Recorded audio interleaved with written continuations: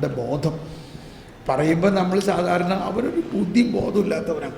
അങ്ങനെയുള്ള വാക്കുകളൊക്കെ നമ്മളിപ്പോൾ ദുരുപയോഗിച്ച് അതിൻ്റെ ഉള്ള അർത്ഥം ശരിക്കും മനസ്സിലാകാത്ത മാതിരിയായി. വെളിവ്, ബോധം. ഈ വെളിവും ബോധവും വളരെ വലിയൊരു കാര്യമാണ്. നമുക്ക് വേണ്ടത് എന്താണ്? ഇത് രണ്ടുമാണ്. എന്ത് വേണം നമുക്ക്?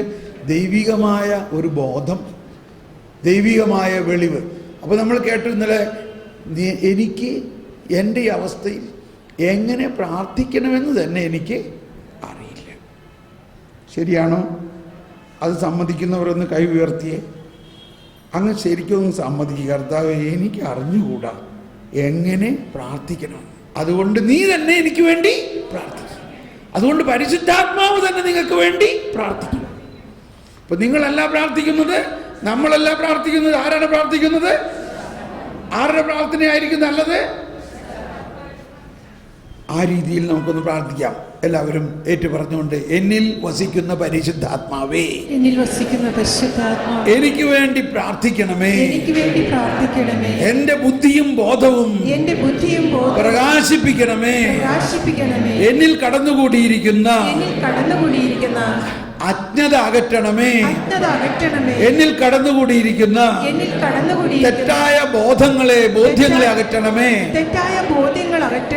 എന്നിൽ കടന്നുകൂടിയിരിക്കുന്ന തെറ്റായ പ്രബോധനങ്ങളെ പിഴുതു മാറ്റണമേ,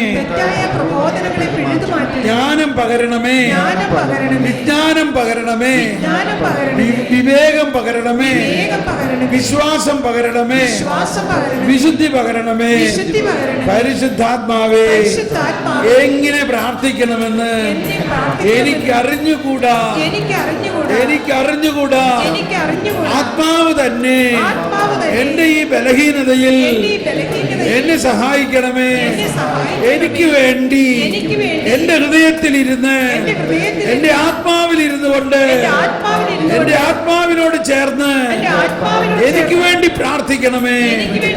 ആത്മാവേ, പരിശുദ്ധാത്മാവേ, ആത്മാവേ, പരിശുദ്ധാത്മാവേ, എന്നിൽ കത്തി പടരണമേ.